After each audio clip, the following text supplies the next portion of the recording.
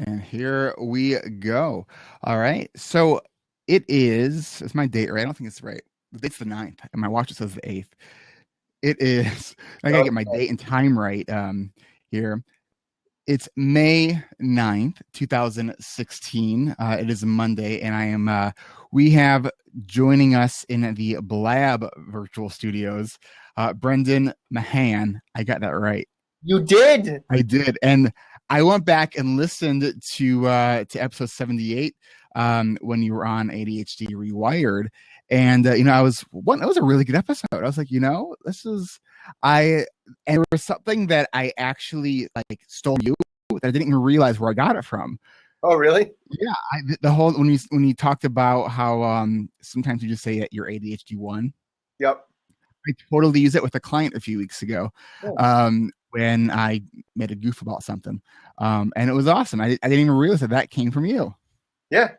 You know what's cool is one of the people in the workshop that I ran at the conference last weekend pointed out to me, and I didn't even realize I was doing it, but he pointed out to me that I have strategies to keep bricks from even getting into my wall, right? And we'll go into the wall in a minute.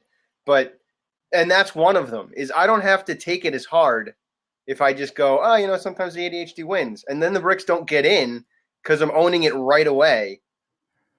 And it just doesn't hurt as much. Totally.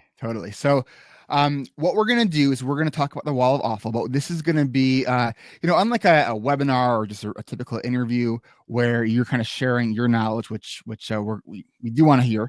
We want to have a conversation about this. So I am gonna unlock the seat in just a few moments here, so other people can join in. Hello, Aaron, for joining the Blab. Because I want to be able to have conversations, and there is, I mean, just the level of irony that we had this scheduled and the computer just hell that I've been in since Friday. I mean, you can't even write copy to talk about how just awful my wall has been this weekend. And as of right now, I told Tom that we'll be broadcasting from the wall. That's awesome. Because I'm still, my so many of the things that, and I'll talk about this in a little bit. So many of the things that I use and depend on and built for my productivity, I have to rebuild. My text expander, my whole like library of all my snippets, No way. gone. It's gone. I have to rebuild it. That's All of my cool like video overlay stuff that I can typically put in the Blab and gone. It's gone. wow. So all my files were saved, but my program stuff, all my system files, not there. So as a public service announcement, if you have the thought that, I think I have everything backed up, because this is the thought that I had. Listen to that thought, and if you're questioning it, even if you have the thought like I did, of course I would have everything backed up, because I believe in that as a philosophy, because I know that it would be catastrophic to lose data. So of course I would have my time machine all backed up. I should have listened to that voice in my head, because I didn't. I did have my files, but all my system stuff not backed up, and my hard drive failed on Friday, and I spent this entire weekend dealing with that. So that's why we are broadcasting today from the wall of awful in the ADHD Rewire Studios. But we're getting to the top, and I was thinking about this, is that for myself, and I think, Brendan, I think you're very much the same way. I look at one of my core values as perseverance, Oh yeah. because I've had to deal with so much crap, so much failure, so much setback, and it is easy to let that stuff knock you down. But when you've had some victories over getting knocked down, you start to internalize that, even though right now, I'm just going to call it what it is. It sucks. The wall of awful sucked with technology this weekend, but I'm climbing it. And like on Friday, when I came into my office, I had this huge to-do list of things that I have to do. Everything was related to having to use my computer for producing videos, creating other content for this final launch, for the final week of registration for the coaching group. And then I go to load up my computer and I log in, and as that status bar is, logging in, and then it resets and it repeats and it repeats. And then I just realized, okay, I am now facing the wall of awful. So what did I do? It's, I first called AppleCare. Well, actually, first I called the ADHD nerd.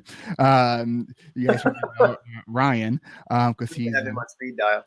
he's an Apple guy, and he's just like, dude, just call AppleCare. I'm like, I need to be like, I need to get to the front of the line now. Like, and can I get you to come to my office, because like this is happening at the worst possible time.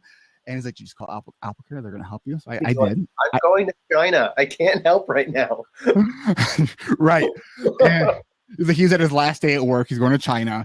And so I called AppleCare, and they walked me through every possible scenario that they could. And what happened was, after that, they said, you know what? It sounds like your hard drive, you're going to have to bring it in. And the way my schedule was on Friday, I had no way to maneuver clients. So best case scenario, I bring it in first thing on Saturday. Now my wife and I had a wedding to go to on Saturday. We had to go at like 2:30. You had to be ready and out and dressed.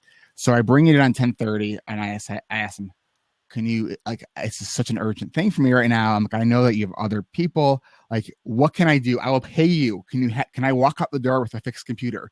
Like, I'll pay you a lot, please. Um, and I was like, well, Tuesday is the best we can do. I'm like, okay.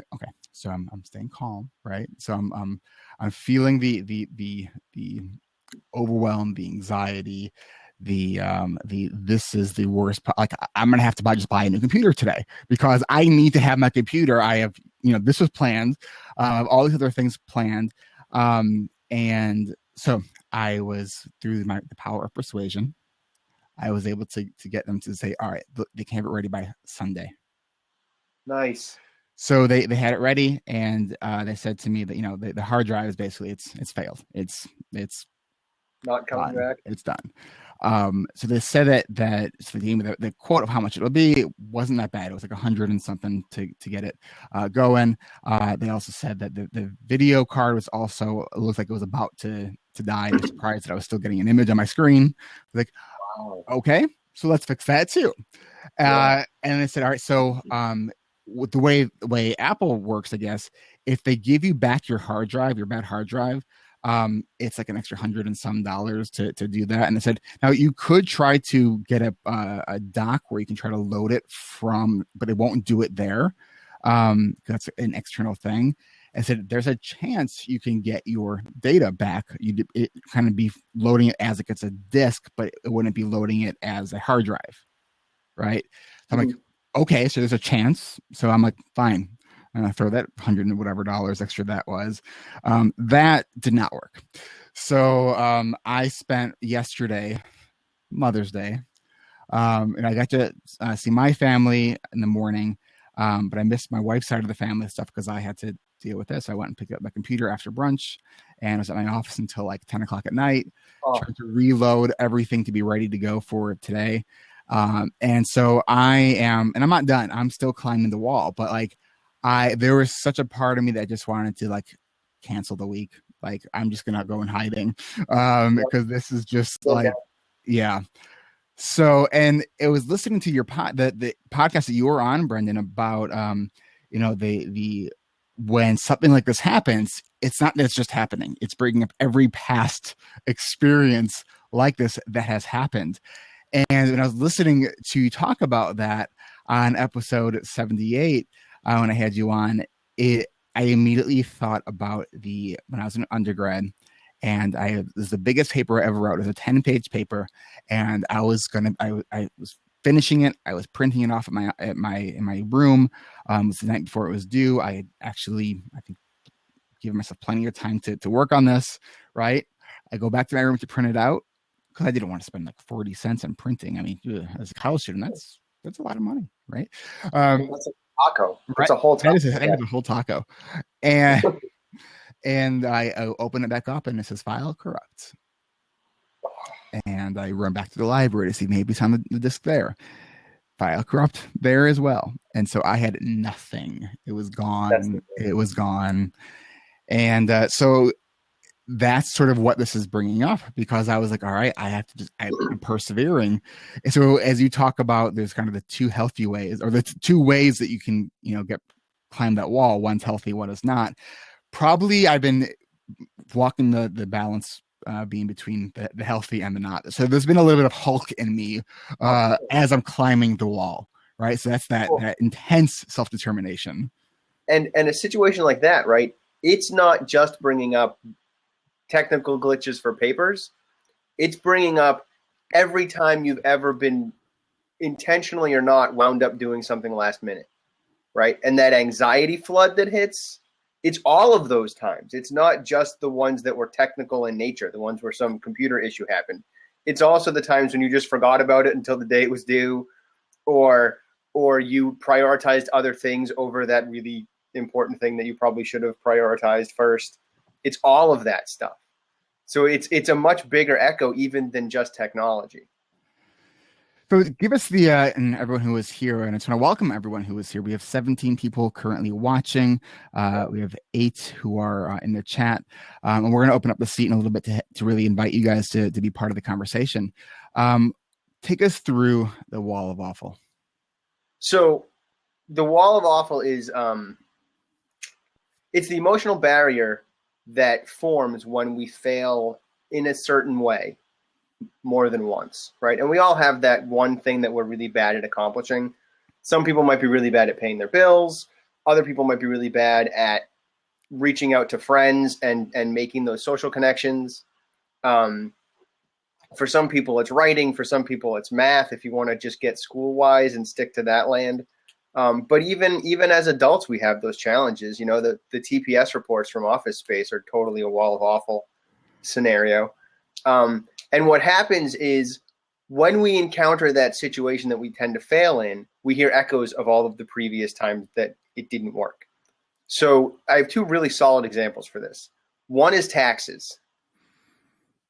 When we do taxes, a lot of us either do them right away to get them out of the way because they cause so much anxiety.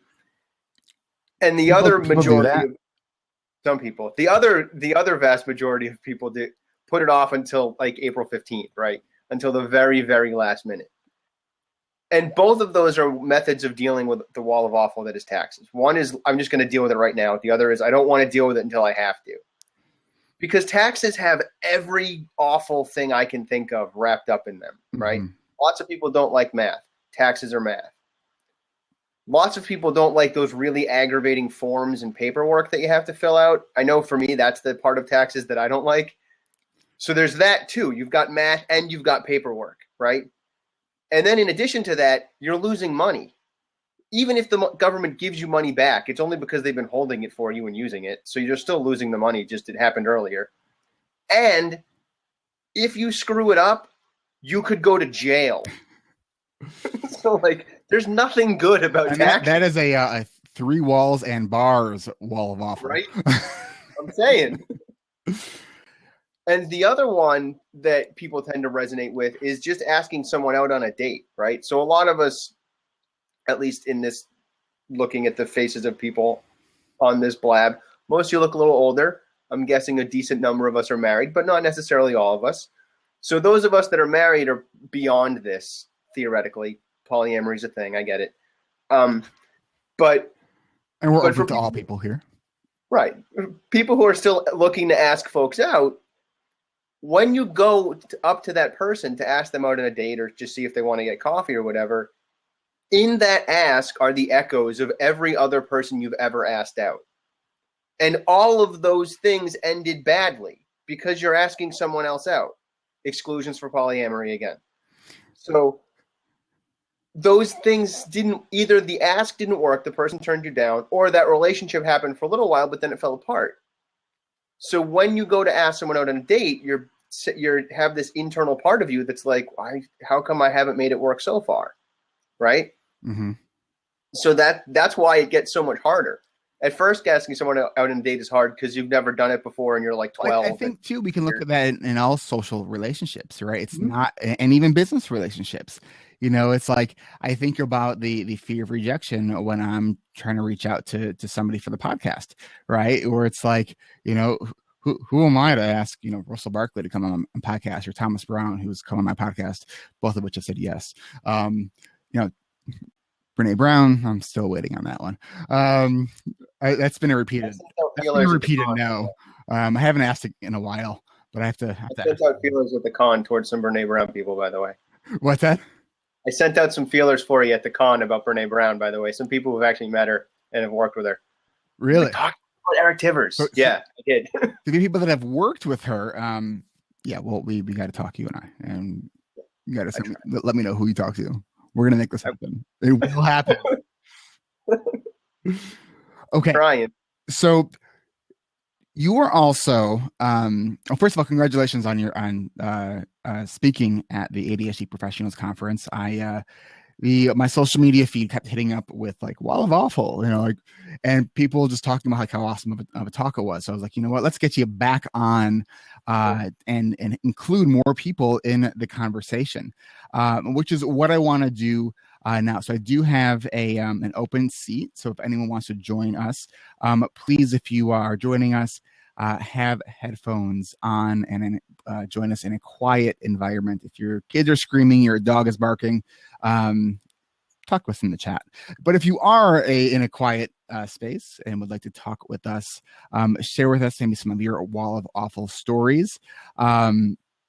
Absolutely, please share those with us and ask Brendan questions, ask myself questions. The other thing too is now you were, when we talked last week, I was like, Brendan, and ever since you were in the coaching group too, I was like, he was going to do something. I've been watching you, and every time I see like, you're speaking here, you're speaking there, I'm like, yeah, he's hustling it. He's doing something, and people are resonating with your message. And that to me is the you can't just hustle and have nothing to give. You're hustling, but you're sharing a message that I think is really, really awesome. Hey, Jenny Friedman, thanks for giving me some love there. She just wanted to get my attention, and this is an extraordinary platform to get distracted on. Like, oh, what's that? What are those little bubbles popping up in the corner? But you were so you were in the ADHD rewired coaching and accountability group. Was it fall or summer of last year? Summer, about a year ago now. Okay. And you were saying that, if it weren't for the group, you wouldn't have even presented at the conference? Oh, yeah, absolutely. So tell us, like, how for you, as you're kind of talking through this Wall of Awful, talk with us about how this model, in a sense, makes sense as to a person, as this coaching group being a tool, as a place where you can get help to climb your wall. Right, and you need it, right? Like it. So when you're facing the Wall of Awful, right, that emotional barrier to your goals, sometimes you need help climbing it. Sometimes you need someone underneath you giving you 10 fingers and shoving you up the wall. Because otherwise you're just like, it's too tall, I can't do it. Mm-hmm. But when you have another person that you're accountable to, you keep yourself from failing often, sometimes, maybe not often, but sometimes, because you don't want to disappoint them, right? So when you're in a group of people who are all sharing the challenges that are similar to yours, maybe not exactly the same, but in that group, there were a number of us who were just saying, I can't get started at whatever this thing is, right? Mm-hmm. So, like in the very beginning, when you had us do the mind mapping mm-hmm. around what it is that we need to do to help us wrap our heads around what we had going on. And then after that, it becomes necessary to prioritize what it is that we're going to do. Like which of these things have to happen? Which of these things are nice to have happen? Mm-hmm. Like I have to apply for jobs. I don't have to mow the lawn today. I can mow the lawn tomorrow or the day after and it'll be okay. But if I miss a job today, I might not get that job today. I might not get that job at all. Mm-hmm. So having that motivation to do those things is important. And then I think the most valuable thing that you do is the adult study hall, right? Where we all just like this. It's almost exactly like this. You could theoretically blab a study hall. Yeah, that's true. I don't know why anyone would want to watch it, but you could. Where we all just kind of sit in a virtual space like this with our cameras up staring at us. And then we do whatever it is that we need to do that we're bad at getting done. Mm-hmm. And it might be like, I can remember some of us cleaning our desk, like just the camera was pointed at the desk and people were cleaning their desks. For me, a lot of the time it was writing. Like I would just sit there doing this. And when I had writing to do, I would also call it on my phone. And so I was being super like honest about it. So you're seeing me, at the computer here, but then I would have my phone behind me so you can actually see what it is I'm actually working on. Right. Yeah, because you're a next level technology guy for me. If I lived in Chicago or you lived here, I would completely be like, Eric, let me help you set all that stuff up that you lost so I can learn how you do all of that and you can get some support. And it's funny too, because as I'm going through and setting even like my calendars up and everything, so everything's talking to each other. Now I'm like, oh, I should really be making videos of this stuff, because it's like, it was something that I'd done such a long time ago, or it's like, I could help people with that. But I remember how I actually did it myself. So it's Right. getting to do it all over again. And you mentioned the kind of cleaning up stuff around your desk in your office. So I'm just going to go like full disclosure now. So my office is a complete like pit right now. So I'm going to share with my office, because on Wednesday, so there's part of my desk that's disaster corner number 1. There's disaster corner number 2, just behind me. I mean, there's crap everywhere right now, because I was in the wall of awful in my world of technology this weekend. But on Wednesday, there's a big white wall behind me. So on Wednesday, Shelly Collins, who was on the podcast a couple weeks ago as a professional organizer, she's going to be joining us on Wednesday to help us all organize our desks and offices, which is going to be nice. Awesome. Hey, Tom, producer, you want to grab the link to that and post it in the blab? That'd be great. Tom told me that he'd be happy to help me as long as I refer to him as producer. I told him done. Producer Tom. So who wants to join us in the blab? Where, so I think one of the questions that a lot of people come to me with, probably come to you with, and just say, I'm just not feeling the motivation, or I'm feeling overwhelmed. What do I do? Right. Well, to me, it's about emotional state, right? Like there's, I know I mentioned on the podcast, but I'll run through them real quick now. Anyway, there's 4 ways people try to get past the wall of awful, only 2 of which work, only 1 of which is healthy. So the 2 ways that don't work are, 1, they stare at it, either from far away or from really close up. And that doesn't get you anywhere because you're not engaging with the task at hand. The second way that doesn't work is they try to go around it, except that it's a metaphor and it's infinitely wide. I know, because I made it up. So when you try to walk around the wall, you wind up getting distracted because there's like a Walking Dead marathon on or something, or you can stream anything on Netflix, and you're doing that instead.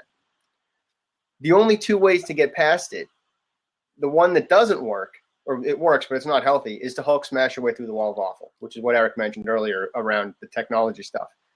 That can happen in 1 of 2 ways. You might pick a fight with the person who asked you to engage in the task. This is when kids fight about homework, right? Like, fine, I'll do my math. Or your husband might say, I'll get to the lawn. Like, would you just wait? Let me finish this and then I'll mow the lawn. And they get all cranky. They might also turn it inward, right? And that's when you Hulk smash yourself, basically, and you say things like, why do I suck so much? How come I can't just do this? Like, what's wrong with me? It's still destructive. You're just not damaging the relationship you have with someone else. You're damaging the relationship you have with yourself. Which is arguably the most important relationship that we have. Right. And is traumatic. Yes. Because, and there's been studies to show this, most of them are looking at emotional abuse, where like your spouse is just all over you about how much you suck and how you're an awful person and no one will ever love you. But we do that to ourselves too. Right. And it's equally traumatic. And we can't get away from ourselves. We can't just leave the room. That's not even an option.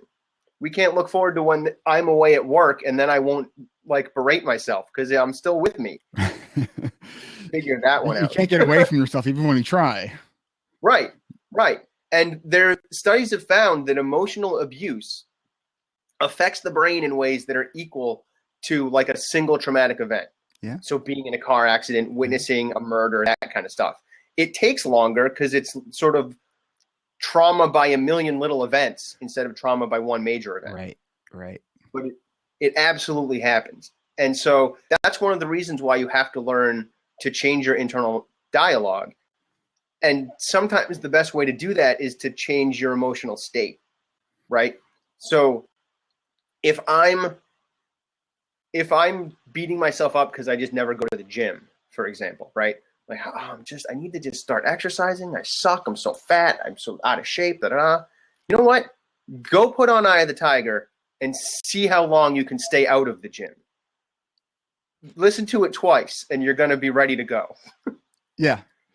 Because emotions change or music rather changes our emotions. It gets us motivated. Absolutely. And obviously, if writing is what you're challenged by, you probably don't want to listen to Eye of the Tiger because it's going to be the wrong emotional state, unless that's your jam, in which case do your thing. Yeah, got to do what works.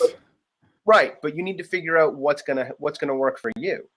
I'm looking around to see what I have handy that I can grab and be like this because I didn't plan ahead. But there's other Wait, you're things. saying you didn't plan ahead? Are you saying that you have ADHD?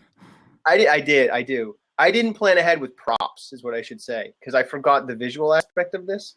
But even things like toys from your childhood, right? Like Legos, or in the talk I gave, I had a Care Bear that I brought, and like people felt it when I showed the Care Bear. Like people emotionally resonated with that Care Bear, and it shifted how they felt.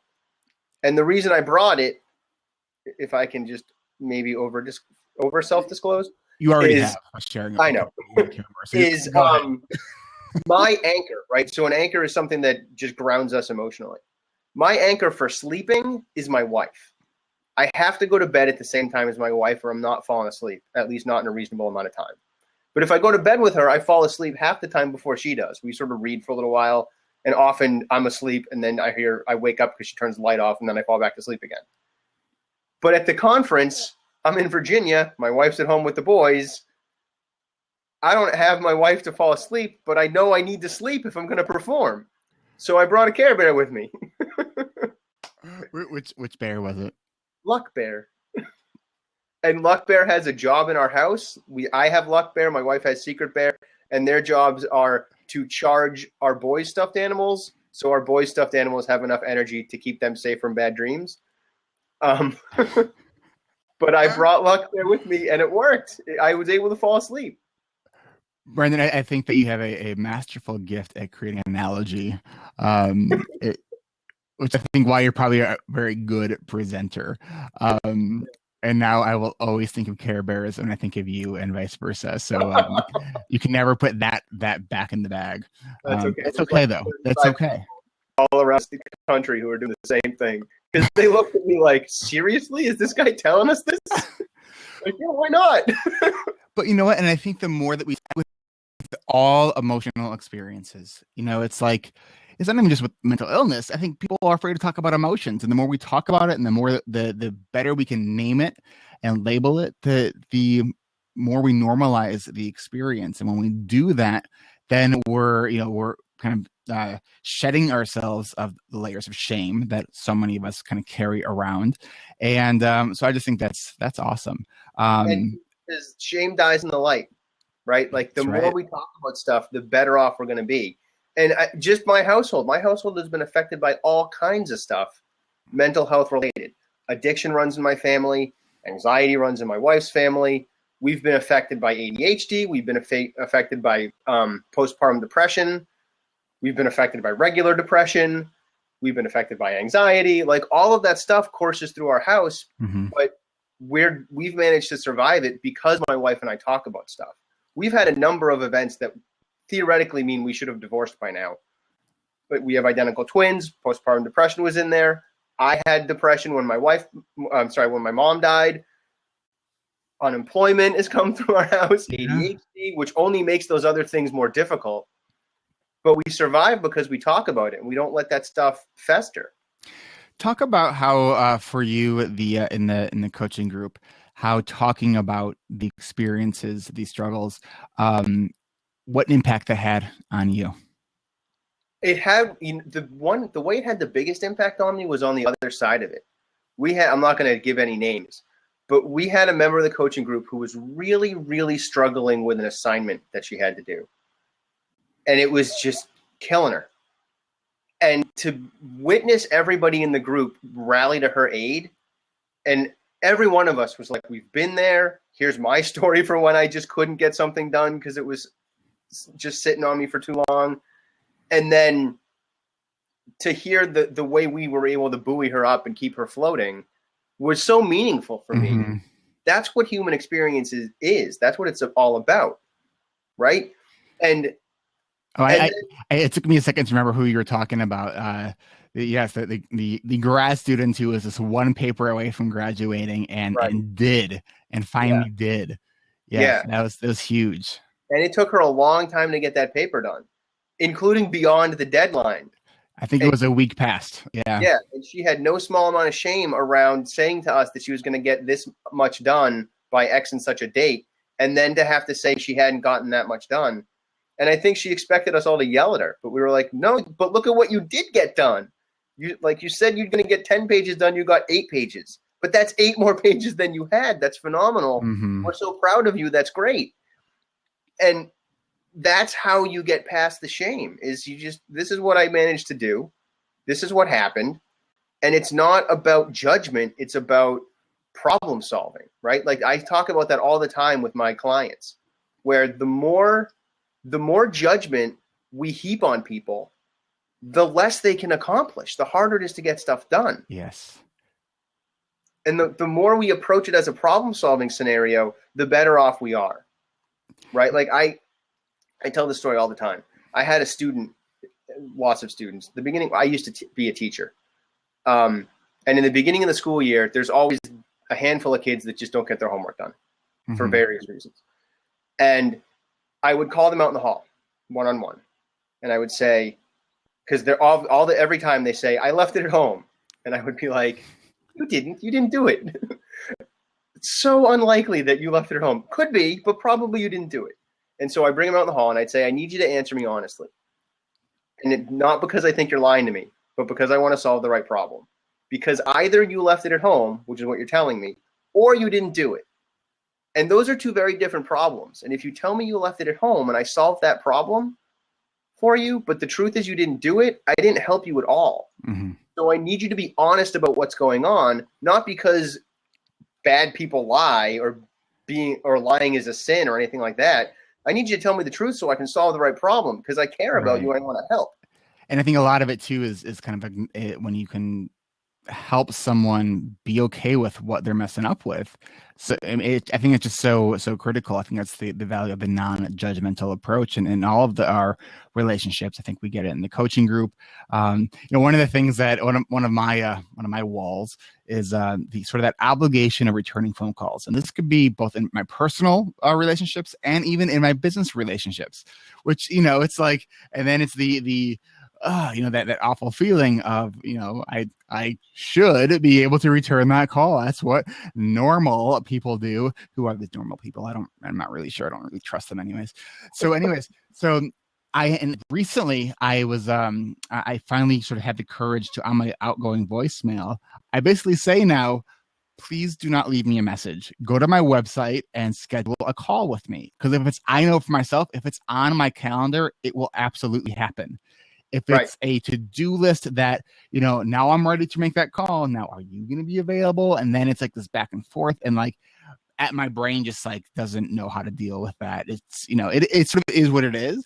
So I'm just like, okay, I want to talk with you. I suck at returning phone calls. Please schedule something with me. But I had last week, someone left me a message and it was really insightful for me in an interesting way, and how much it has to go with expectation and obligation to others. The person left me this message, said, I know that you want me to go to your website. I'm really struggling with technology. So if you don't call me back, I completely understand it. If you could, that would be great. And it was just like this, you don't have to call me back. I get it. I understand. It's okay. And when I heard that, I was like, I'll just call her back right now. Right. And I was like, well, that wasn't that interesting. And that was really an insightful thing for me, realizing that, you know what, so much of this relates to obligation, right? It's Yep. like when I don't feel I have that obligation that somebody else is putting upon me, it's like I'm not carrying the wall around with me. Mm-hmm. And that's huge. That's huge. One thing I found, I'm sort of listening to what you said and also seeing someone has asked, Yes. Sci-Fi Funk wants us to talk more about overcoming lack of motivation, right? So one thing that I found is useful is devoting a day or a huge swath of time to one given activity, Mm-hmm. right? So like, I hate making phone calls. I make phone calls on Wednesdays from 10 a.m. until 1 p.m. or whatever makes sense, right? Mm-hmm. That's when I make phone calls. And so I don't have to make all these little phone calls during the course of the week that are going to wear me down. Instead, I just deal with that wall of awful once or maybe twice, maybe Tuesdays and Thursdays or something. It means you're not making phone calls back in a super timely fashion, but it's better than not making them at all. Mm-hmm. And honestly, when it's a situation like ours, people are just going to assume that you're really busy if you don't call them for a few days, Mm-hmm. and that just gives you more credibility. So that's cool. Well, let's keep telling ourselves that story. Yeah, and I recently started doing this too, where I try to return phone calls before noon. And one of the things that for me was sort of so I'm in my own mastermind group with a bunch of other podcasters, and one of the guys said, focusing on income generating activities before noon. And it's often returning phone calls is often related to income generating activities. And so for me, like they help with some of that motivation. So I've had on my computer, until I like to bring it into the Mac store. I have to find that sticky note now because that was really helpful. The note that just says to myself, focus on income generating activities before noon. And for me, that also often includes phone calls. And I share it with my clients too. I'm like, if something really truly can't wait for our next session and you need 5 minutes of my time, just go schedule it. And I'll just have the conversation with them, explaining why I asked them to do that, and they're cool with it, and it works. And there's something even deeper in there that you're sort of hinting at but not saying, and that is you're changing the meaning of what a phone call is, right? A phone call in the big picture is connecting with clients, and that's important because that's how you run a business. Mm-hmm. Okay, yay. But what you're saying is no, making client phone calls is an income generating activity. It's not just good practice. Mm-hmm. It makes you money. I had a similar experience to that where everyone knows you should eat salads because it's healthy, and yay, it's healthy, Mm-hmm. which is super vague, right? I was listening to a podcast, not yours, a different one. I know, I'm terrible. I should only listen to you. It's okay. It's okay. I think it was The Art of Charm, but I could be wrong. And they were talking about... I have a shame story about that podcast, but go ahead.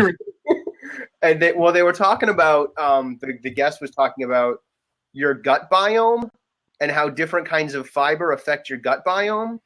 And I was like, that's so cool. And in my head, I made a salad with like lots of different kinds of fiber in it. And now I eat salads. And all it was narrowing the focus of what it means to eat healthy. Yes. Like, change the definition enough to make it more specific to increase my motivation.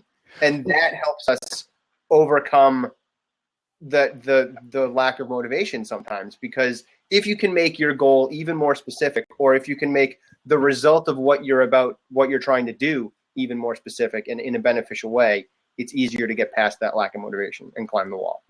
Absolutely. I completely forgot what I was going to say. So, Sci-Fi Funk, do you want to join us in the conversation? He said, thanks. I think you answered the question. But if you want to, if you have any follow-ups, we would love to be able to have you answer any questions that you have to really provide as much value, during this hour as possible. I mentioned I have a story about the Art of Charm. So, about a year and a half ago, maybe, I got an email from what's his name, the host of Art of Charm. Something Harbinger. Yeah. Yes. Jeremy. No. Arbinger. Yeah. Yep. Okay. invited me to be on the podcast. I'm like, Oh, oh, cool. this is awesome. Like he's a top rated podcast, like almost all the time, right?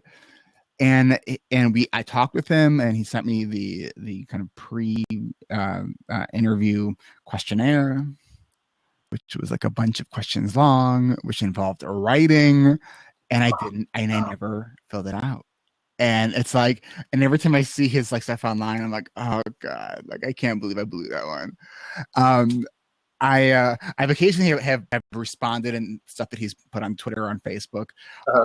That was like, where in context, I was basically making a comment about like, second chances, please. It's finish the questionnaire and send it in. it's probably changed it by now. Yeah, it really should. It's there's some accountability right there. I can. Let's just, or even like, buddy up, send me the questionnaire and tell me what you want me to write. Like, that's an option. That is an option. Now I got to find the questionnaire and hopefully Yeah. it was saved somewhere in the cloud or not on my hard drive. You know, all you have to do is finish the questionnaire and send it in, and just say to him, look, you know what? Straight with you. I got busy and lost track of this, so I'm sending it in now. I understand you don't if it's been too long, but if you need a guest and you want me on. And I would be happy to talk to him too. I mean, I'm totally open about all the balls that I drop and the shame that I carry, because when I talk about it, it feels less shameful, right? It's like it releases myself of that feeling like a screw up, and now it's like, you know what? It's just this stuff happens. And when we can release ourselves of that, it allows us to move forward. And I think that's one of the huge powers of the coaching group. It's that when we share the stuff that we're feeling shame about, and we are met with an empathic response by other people who get it, it allows us to kind of leave that shame there and move forward to where we're trying to go. And I think that's one of the huge powers of the coaching group. So, all right, we have a caller, and let's see. It's been a while since I've done this, and hopefully Sci-Fi Funk is wearing pants, and let's get him on the. It happens. I'm telling you, it happens. All right, we got Steve Payne. Hey, Steve. Hi, guys.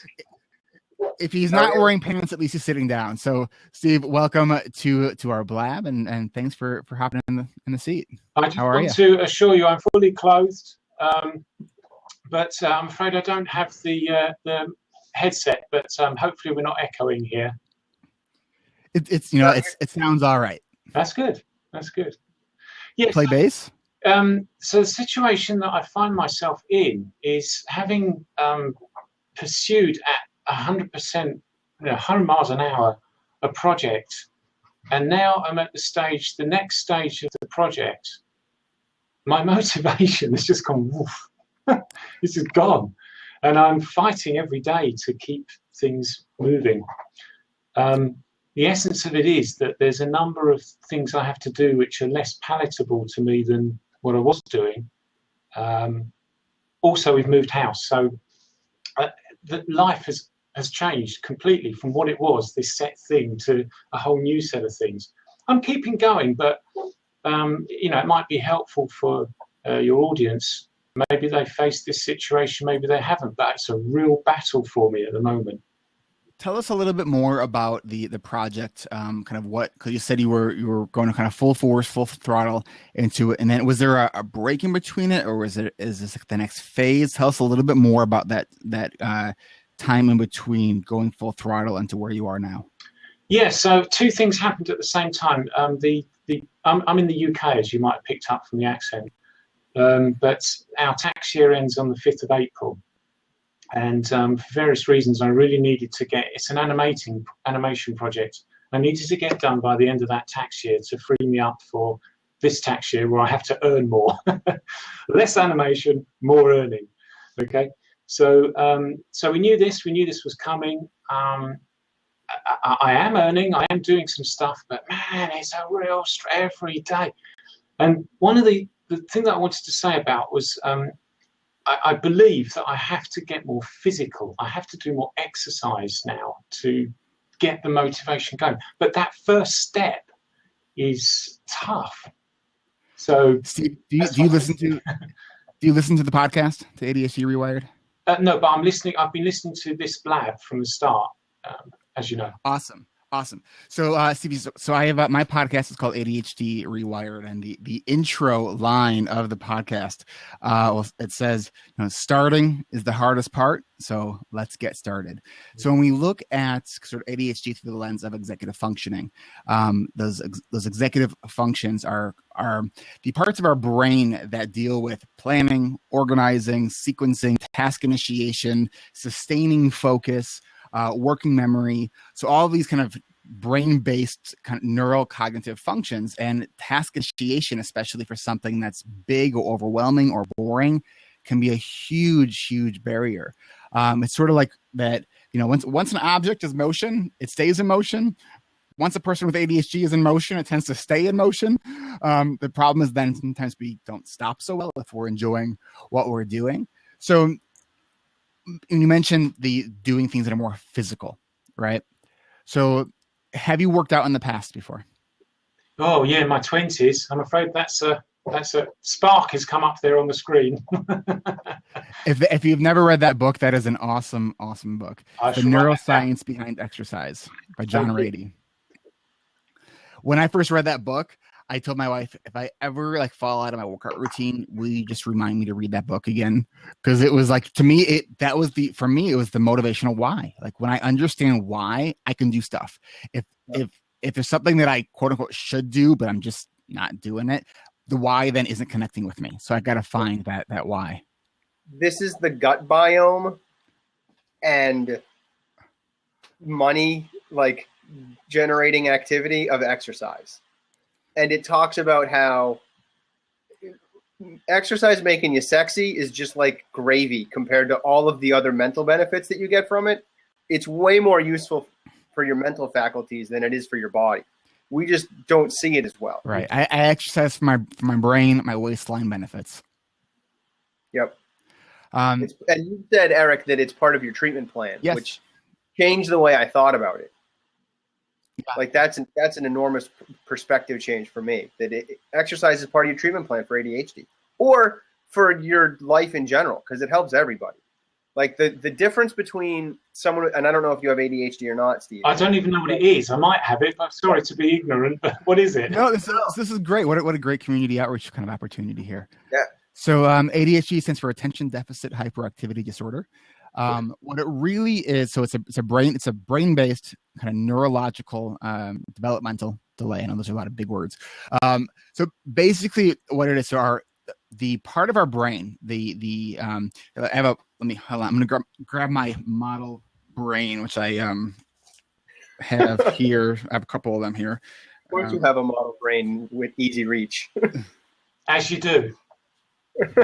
So, all right. So we have it's kind of the middle side of our brain, right? So this is the back of our brain. It's the front of our brain, right? So here is the frontal cortex, okay? The prefrontal cortex, which is up here, this is the kind of the last part of our brain that develops both in us individually and evolutionarily speaking. This is the most evolved kind of part of our brain, okay?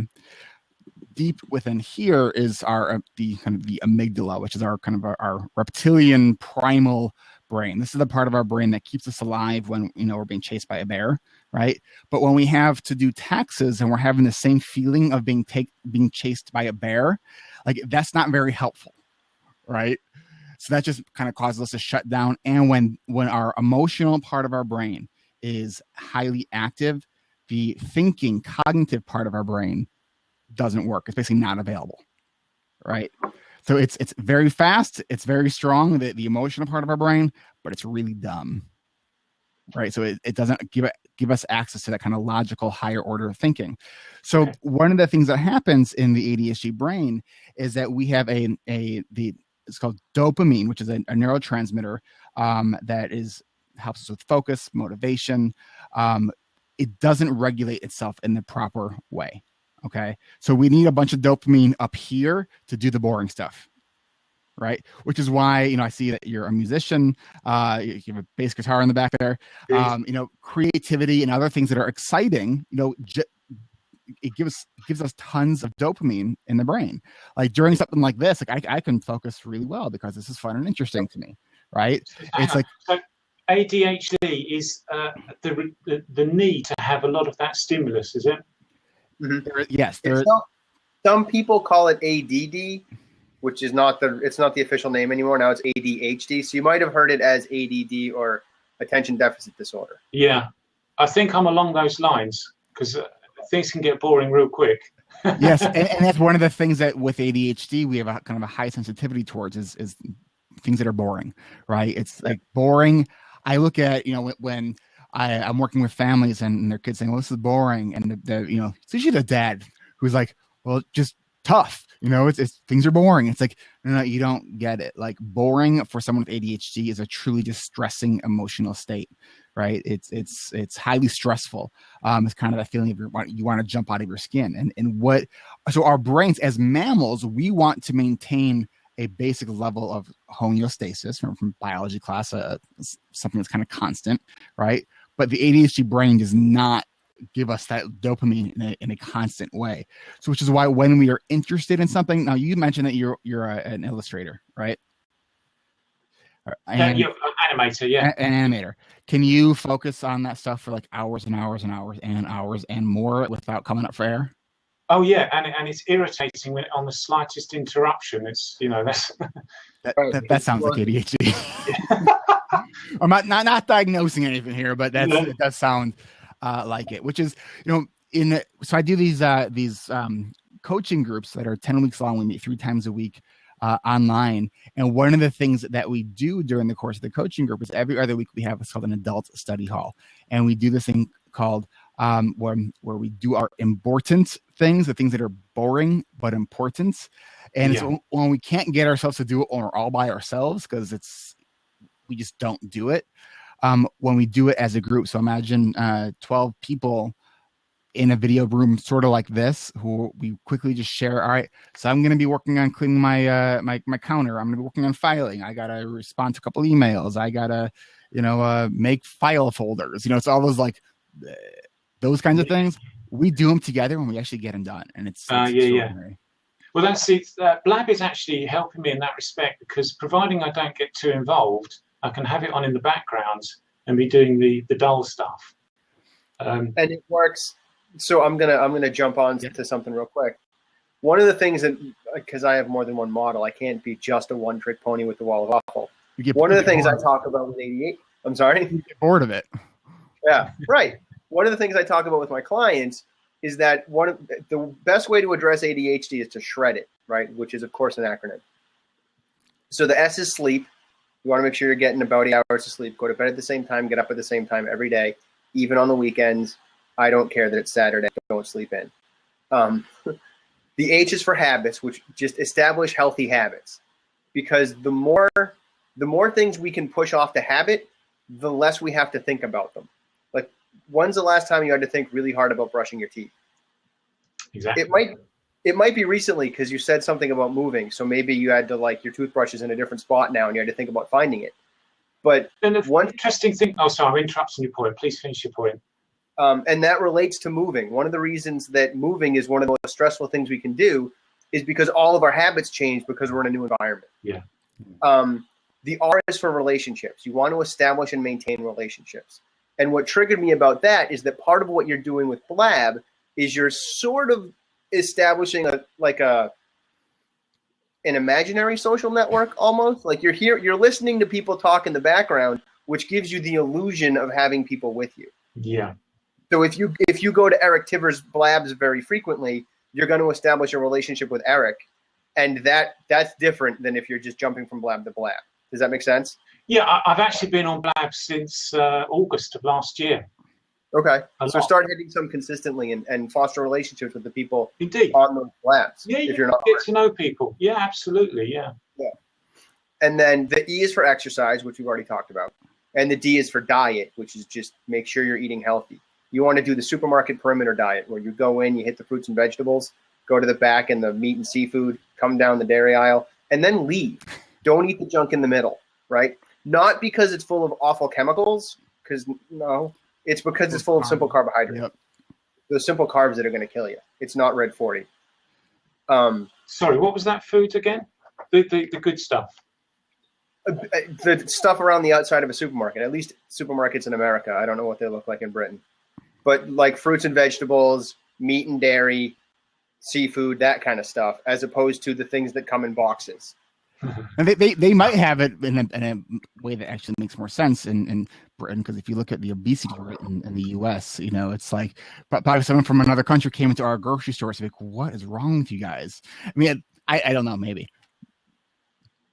Yeah, but that's the way to go, is to follow that pattern. And one of the ways that I get challenged on that is people say, but isn't that true for everybody? Right? Like, everybody needs to eat healthier and everybody should exercise, and that's good for everyone. Mm-hmm. And that's when I pull this out and I say to them, I have to have this. Like, if the three of us ran around a block all together, you guys would get winded and this would help you, but I could die if I don't have this. And that's sort of ADHD. You're not going to die, but you're not going to come anywhere near the level of success that you otherwise could. Yeah.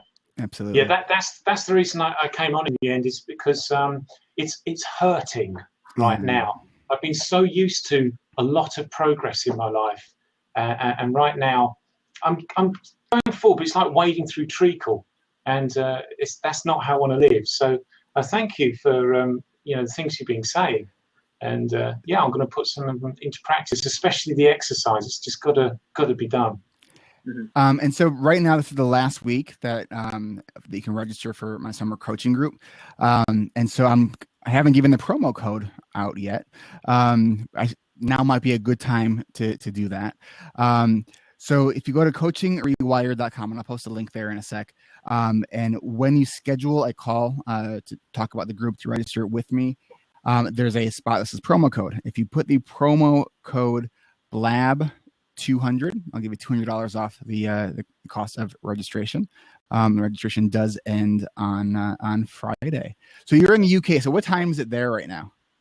It's 5:30, and any minute now the dinner will be called. So I'm on a kind of time limit here.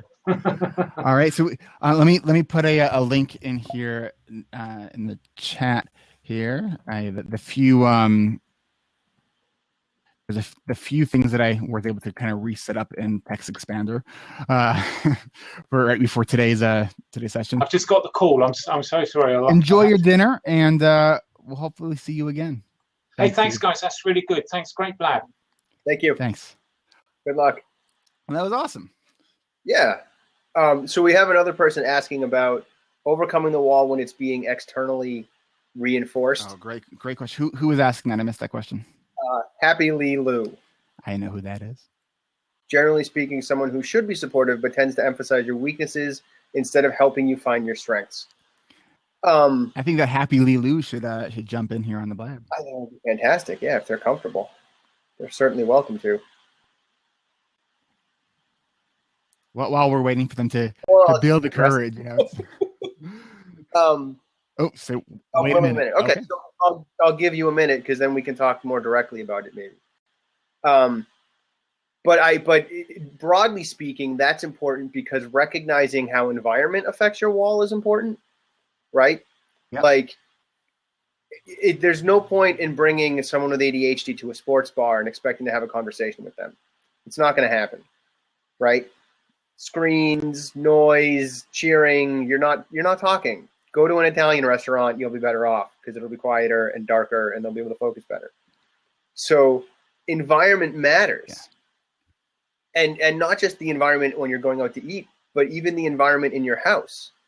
The more cluttered and busy your house is, the less focused you're going to be, because there's a lot of information coming at you just in the clutter, and it's triggering emotions that you might not even be aware of. You might feel bad about that clutter and feel like you need to clean it. One of the things on top of the clutter might remind you of a time in your childhood that was amazing, and you might drift off into that memory.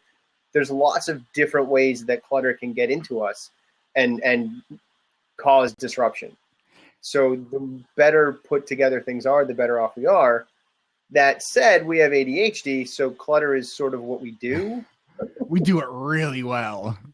Really do. It's funny too, because whenever I have, like, when my office sort of looks like it does right now, like, I know I have a client coming in at 3:30 today, and I know that I'll get it pretty cleaned up. I mean, it's never like, my office is never like Martha Stewart clean, but it's like, you can at least sit on the couch, and it's and it's not like stuff's everywhere.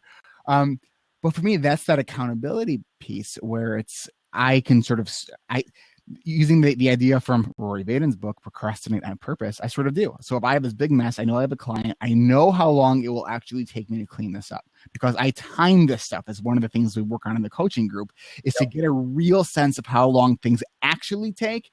Because if I told myself that, that's just give me 5 minutes to clean up, I wouldn't be fooling anybody. Now, many people might look around in the office and say, oh, that will take 5 or 10 minutes to clean up, right? And they believe that. I know that this is at least a 25-minute job right now, right? Right. So I know that right at the 25-minute mark prior to my client coming, I'm going to have an alarm set, and that's going to be my cue that I can't wait any longer to clean up my office, right? Yep. So for me, having that social piece of, I'm having other people who are going to see this. And it's amazing how until somebody else is like in your environment, that you don't even see the stuff that's all around until you take that perspective taking. It's the reason my wife and I, we invite people over. It's so we have a reason to clean up the house. We do the same thing. Right there with you. And it's unreal, right? It's crazy how that motivates you to clean up and to get things organized and all that kind of stuff. And now our boys are finally old enough that we can be like, all right, guys, tackle your room. And they need us to stand there a little more than I would like, but that's okay. They're 7. And they're identical twins, for those of you who are confused about why I'm speaking in plural. So we have in the house right now, Jessica, who is the matriarch of the super awesome pants, super amazing awesome pants, super amazing scholarship fund. Yes. So there is so if you guys heard, there's a bonus episode of the podcast where it was last Thursday. Jessica was she was a member of the most recent coaching group. And just do you want to tell your story a little bit? Sure. So I was I joined the coaching group because sorry, you kind of threw me for a loop. I could totally tell. Here, I'm gonna get started and then you can jump in as soon as you're like caught up to speed with your story. Let's do that. So, yeah, okay. So Jessica joined the coaching group, and we can all relate to this. We're like, wait, my brain wasn't in that category of its mind. It was somewhere over here, and it's a long way to get from over here to over there. So we'll take you with. Don't worry. Okay. So Jessica, when she joined the coaching group, she first was hearing about it and wanted to join, couldn't afford it. Her grandfather passed away and unexpectedly left her a nice inheritance. And she knew right away that she wanted to use that inheritance to invest in herself. She, I think, like a lot of us, are determined to be successful, determined to get stuff done, and kind of pissed about the whole ADHD thing. And you just want to get to inbox 0. And like, you know, when we were talking about all the self-care stuff, how important sleep is, how important. I mean, I felt that I had sleep issues. Jessica actually made me feel better to realize, my sleep issues actually aren't so bad. Jessica has sleep issues, and she was wondering why she would say, I have no working memory, 0. And then we saw how she was sleeping using that sleep app. It was like 30-40% on average, like every night.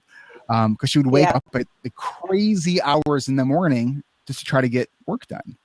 Night after night after night. And at about week 5 or 6 into the group, there started to be a mindset kind of shift. Because you asked the question, because you were pissed. We're all talking about self-care, and you're like, I don't get it. How is it going to help me get stuff done to be kind to myself? And then things started to shift a bit. That was definitely the turning point, and I just didn't see the correlation. I didn't see the connection at all. But then once I kind of started to see that connection, realize realize what self-care means to me and how that was going to improve everything. That was like the catalyst for a lot of changes that I'm still going through and I'm still making now, but some big changes were made after that. That opened up a whole vista of possibilities for me around your question. Like, it's unreal what that just did to my perspective of your question. Do you want to talk about that? Yeah.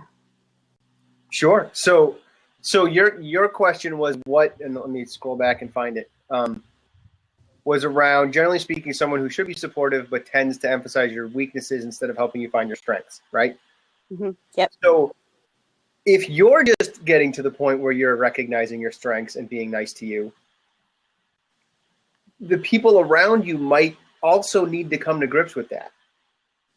Does that make sense? It does, yeah. And so you might need to have some very direct conversations with them about, look, this is what I've learned over the past 6 months, the past year, however long it's been, around what is useful for me and what works, and how I haven't been being nice to myself. And I'm starting to be nice to myself now, and it's really changing what I want and what I need, and it's changing my outlook on pretty much everything. And so I really need your support in that. And what you can do to help me be nice to me and to help me move forward in this new road is to do blah, whatever it is that they need to do, even if it's the total opposite of what they're doing right now. Mm-hmm. Because when we get out of our boxes, like everybody, we have boxes that we put people in, and we're put in boxes by other people, because that's the easiest way to understand who we are and what we do. And so when we start to step out of that box, our friends and our people in our relationships with us often try to put us back in that box, half the time because they're trying to keep us safe. They're like, no, that box is safe for you. Get back in that box. I love you. I want you to stay there. Don't take that risk of getting out of that box. And we need to explain to them, no, I'm stepping out of this box. Like, this box is not a box I'm going to stay in. I'm going to go over here now. And I've had the same experience with my wife, right? This ADHD stuff that I'm doing, it's been a little nerve-wracking for my wife, because my wife is risk averse, and because getting a job is the better way to go, right? Which I'm still working on. But while I was working on getting a job, I also was doing this ADHD stuff, these consultations and doing speaking engagements, and then going to conferences and being on podcasts and all that kind of stuff. And my wife didn't love it. There were times when I would talk to her about it, because I'm all excited about this like relatively minor event, but it's big to me. And like, her whole aura was stressed out and anxious and like, okay, that happened, which just didn't feel comfortable for me either. So I didn't tell her about everything, because I was like, all right, well, this isn't working. But I also knew that the reason she was reacting that way was, one, she's afraid that I'm not going to go looking for a job and just get that safe $50,000 a year thing that we need to have as a family. Two, this ADHD work is risky anyway, because sometimes I'm making some money and sometimes I'm not making any money. And sometimes, oh my God, I worked for 2 hours and made $500. How did that happen? Like, it depends on what's going on, but it's not reliable, at least not yet. So Brandon, I want to bring something up. Oh, I'm hearing an echo of myself. That's It's better. Best kind of echo. What's that? It's the best kind of echo. Oh, it's the worst. It like totally like scrambles my brain when that happens. So I'm glad that you brought that up. When you said that, I almost forgot about this to a sort of a degree when I was first starting my practice.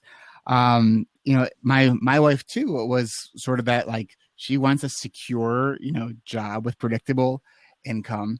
And when I was talking about different things, because at the heart of it, I'm an entrepreneur, right? I'm creating something that never existed before.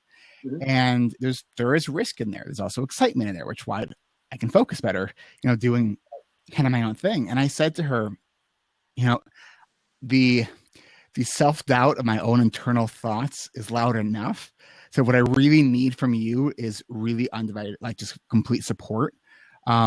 And it's just in telling me that you believe in me. So I kind of told her that I really needed that. And she's been amazing about that.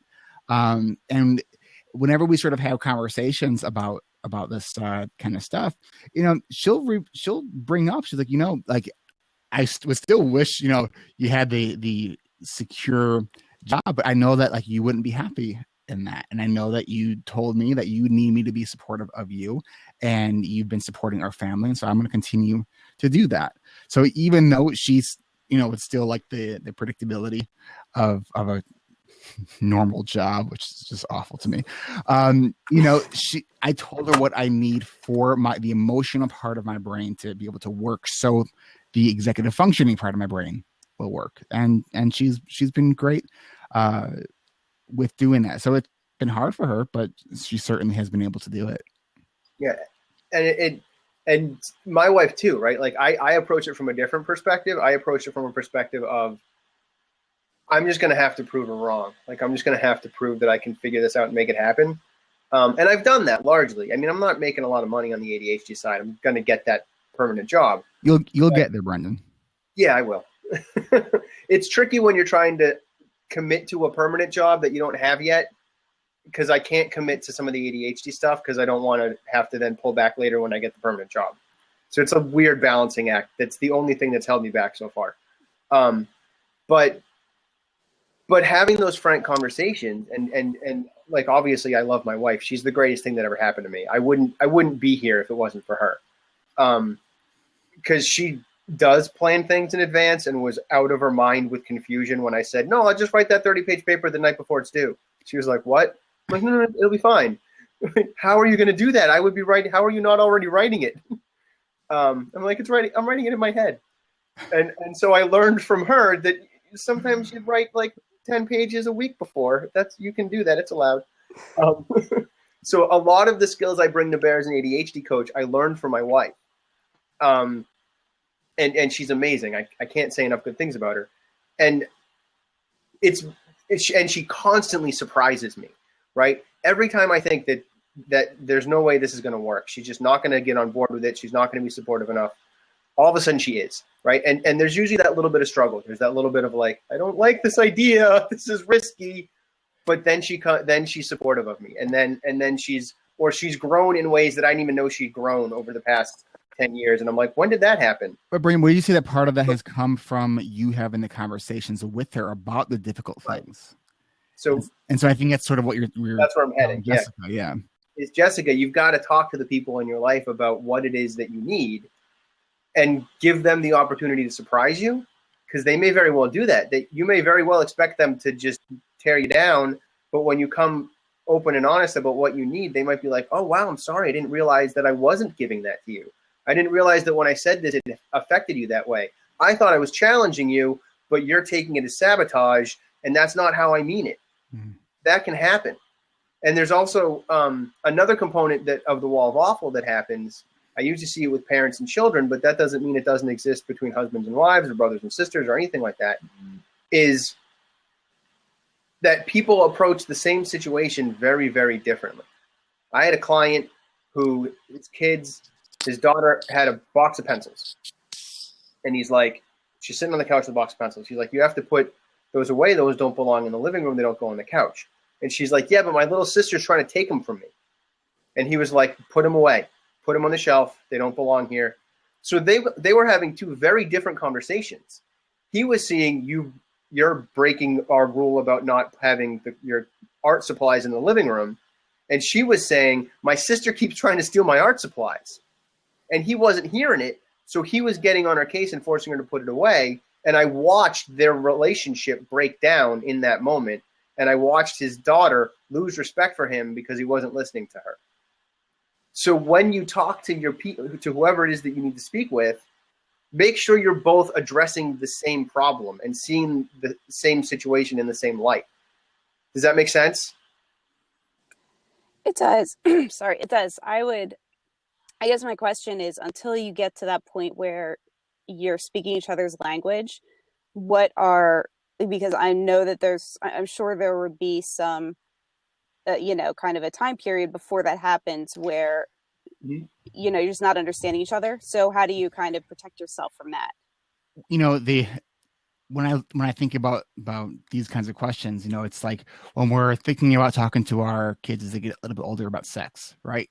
You don't have the talk, you have lots of talks, right? It's lots of conversations about it. So you're not going to have the talk with your husband about, or whoever that person might be with the person that's not supporting you. You're gonna have lots of conversations about it. And, maybe don't necessarily open up the floodgates right away, let him know that there's this pressure pool of water that needs to be released, and here's a little bit of it. There's more coming. I'm not going to soak you right now, but here's some, and there is more coming. And so I think that's, we look at like Brene Brown's work on her book Rising Strong. It's about continuing to have those difficult conversations. Like that's where real connection comes from. It's not through just having an argument, forgiving each other, and then moving forward, doing the same things we did before, then repeating the cycle. And I think that happens for a lot of people. These conversations are difficult to have. And it takes an extraordinary amount of work, but I believe it is always work that is well worth it. And also having sort of that awareness that it's going to happen. Like you just said, it's not going to work right away. What do I do? You already did the first thing, is being aware of the fact that it's not going to work right away. Yeah. There's lots of people who assume it will and then have all kinds of trouble because it doesn't. So being aware of the fact that it isn't going to work right off the bat and accepting that, and sort of being out on your own during that time, where the person I'm trying to get back on my side because I went left and they're still going right. It's okay if they're not on my side for the next 3 months, 6 months, whatever the time frame is. I'm going to keep working to get them on my side and accepting that that's going to be a process, but still taking action to get them on your side and being able to go it on your own a little bit. That's what I had to do with this ADHD stuff. I went on it on my own until I started getting like bigger visibility stuff, like bigger talks, professional developments, appearances on podcasts. Then I had to go to a conference. Those things kind of reinforced for my wife that I was being successful in what I was doing.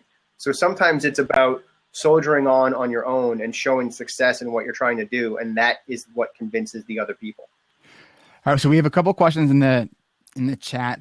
Before we get to that, though, regarding the scholarship. So at the end of the group, Jessica, you and I talked, and you were only able to join the group because you were left an inheritance from your grandfather, and the group had such an impact on you that you really wanted to pay it forward. And so Jessica's created a scholarship fund for people who cannot afford the full costs of the group, to make it a lot more affordable. The deadline for that, I've in the chat there, is on Wednesday.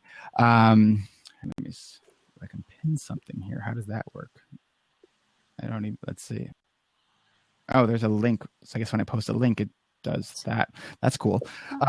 So you can click on that link and see so there's a scholarship fund. There are, I'm taking applications right now. 2 will be awarded. So there are 2 $700 scholarships, which is huge. I mean, that's huge. So you can do monthly payments if you qualify for PayPal credit.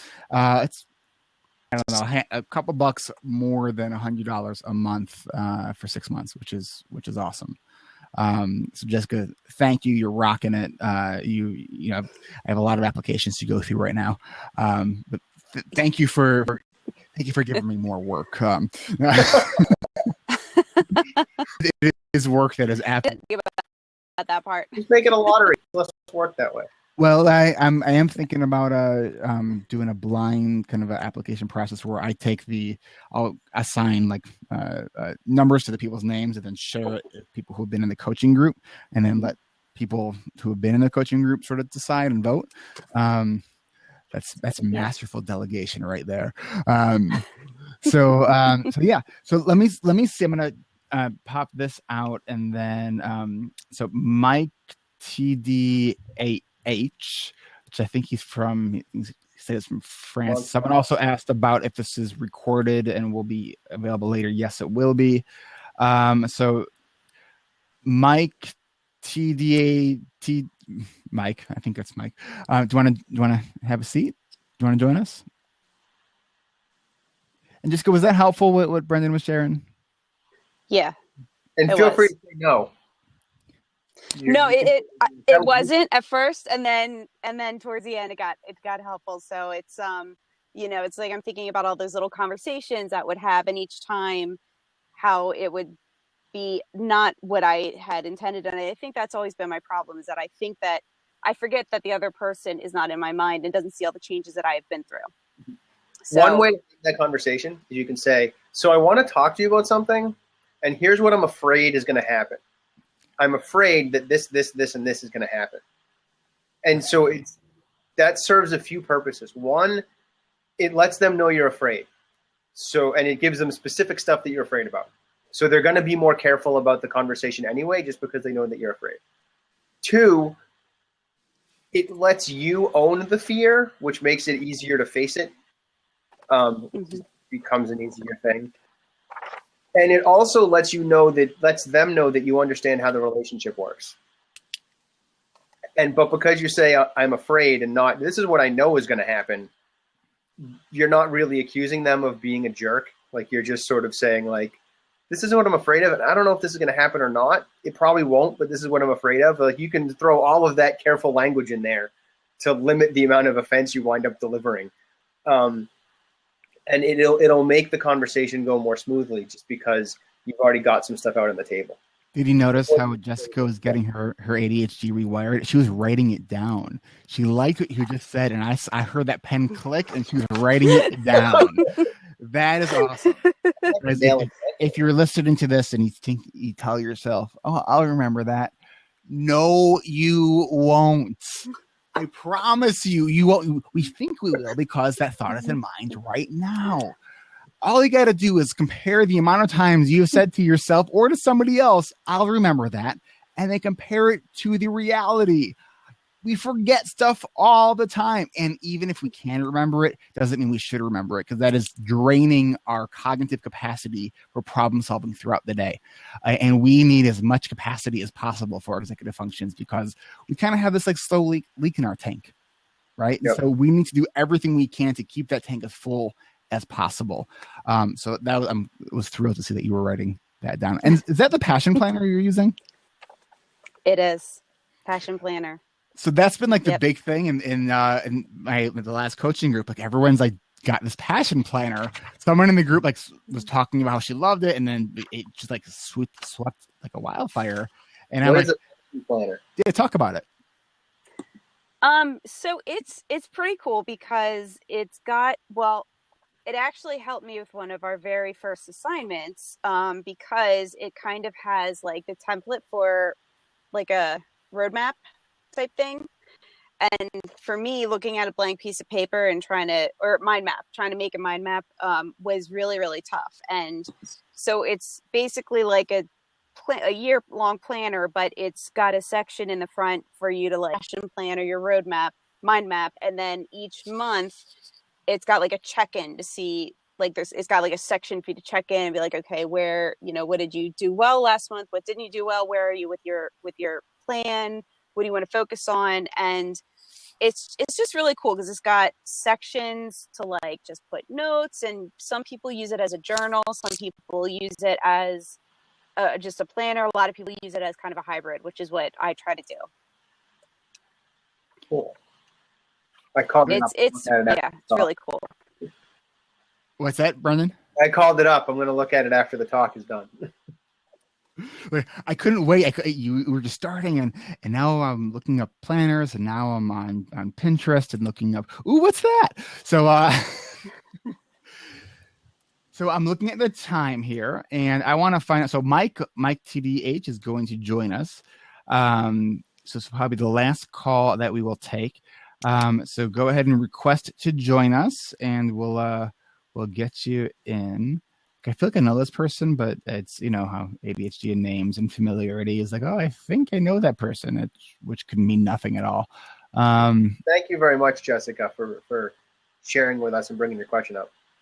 And for the scholarship. Awesome. Deadline is on Wednesday. I posted the link, erictivers.com/awesomepants. You can read it more about her. And thank you for your just amazing generosity. You're rocking it. Yeah. Thanks. Great. Bye. Bye. All right. So I'm going to listen in, but bye. Cool. Bye. So we have Micheline, who is trying to join us here. I've seen this happen before, where they get like stuck in a state of entering. So sometimes what helps if you leave Transitioning and is come hard, Eric. back. What's that? Transitioning is hard. It's so hard. Oh my gosh, it's the worst. It's so let's see. I actually had to clarify while we wait for her to come in. I had to clarify that at an IEP meeting the other day that I was consulting on, because I was like, the girl has trouble transitioning, but not like in schools. Because in schools they think transition means to go from one classroom to another. Because you have to. Huh? Transitioning in schools is easy.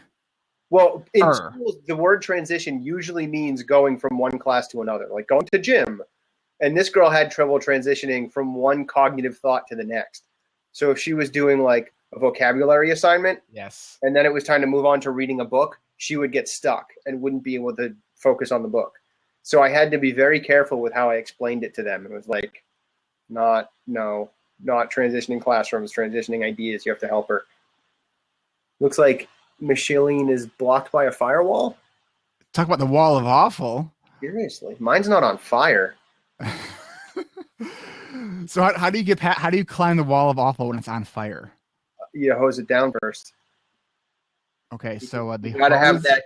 You gotta have the conversation about watering the wall and making it less fiery. So I think the fire hose settings are in your browser window. There's a little camera icon. There might be a setting you have to allow Blab to access either your camera, unless you're at work and maybe your work doesn't want you blabbing. Although so maybe just address what she's going to ask about and see how far we get. That's useful. Yeah. So she was looking at language, right, and how vocabulary affects the wall of awful is my impression. So words like failure and self-sabotage, or whatever word that triggers negative memory. Brendan's trying to think and read at the same time. And it keeps dropping down associated with such words. So she's working to switch her perspective from one of sort of a more negative view to one of a more positive view. And I can't recommend that highly enough. The language we use matters. And so do the stories we tell. Yep. And even the meaning behind them, you need to be a little more clear about. Like, I hit a phase where I kept telling about all my woes. And in my head, I thought I was being like, look at what I've overcome. But I wasn't saying that part of it. I was just implying that part of it. Mm-hmm. So not everyone who heard what I was saying understood that that was what I meant. Some of them thought I was just whining.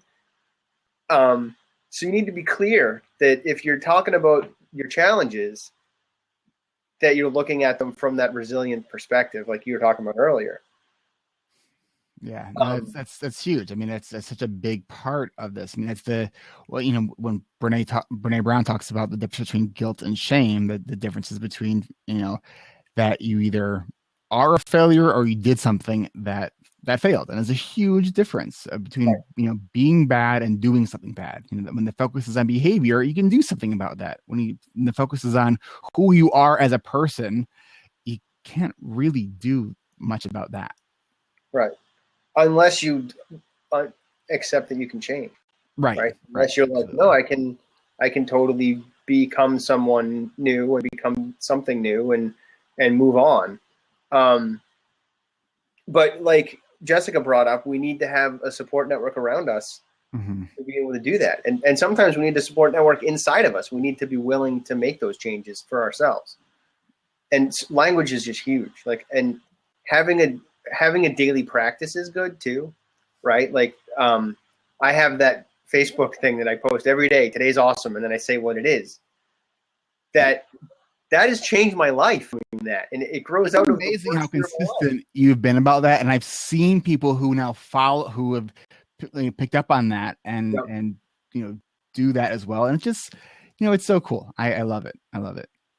And I get, it's reinforcing that I hear from people who say to me, like, how meaningful that is for them. Some of them are like, Facebook is a big wall of negativity, except for what you write, Brendan. And I do it for me. I'm not like, now I realize I have an audience and I can't not do it. So even when awful things happen to me, I still have to like find the awesome in the awful if I want to share it on Facebook. When you were in the coaching group, did we? I don't remember if it's something I added later. Every Friday we talk about something we're grateful for, kind of our weekly gratitudes. Did we do that when you were in the group? I want to say we did, but I'm not completely positive. I think so. Yeah. Yeah, sounds good, right? Yeah, sure we did it. Yeah, of course.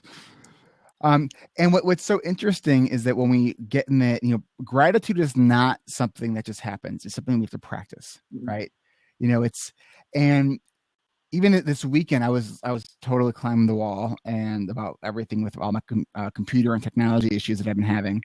And we're trying to get ready for this wedding, and I'm just like, I wanted to just like, I'm sick, I can't go, I have to deal with this stuff, like, but it's like it's awful, right? And so my wife just said to me, she's like, go take a shower. Like, I know that sometimes you like sort of meditate in the shower. Why don't, like, would that, do you think that would be helpful for you?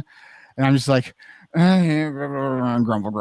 I was just like stuck in that, like, sort of that negative spiral of like, oh my gosh, like, what am I going to do? And it was amazing that the power of gratitude is just extraordinarily, I mean, it's so powerful from an emotional standpoint. So I was standing there Saturday to get ready for this shower, or for this wedding.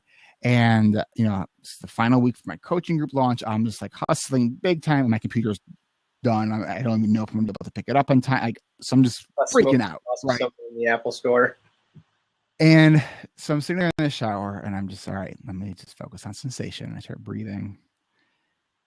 And I realize how, like, the fact that over the last few weeks I've been working, and I already work a lot as it is, but I've been working like even more than a lot.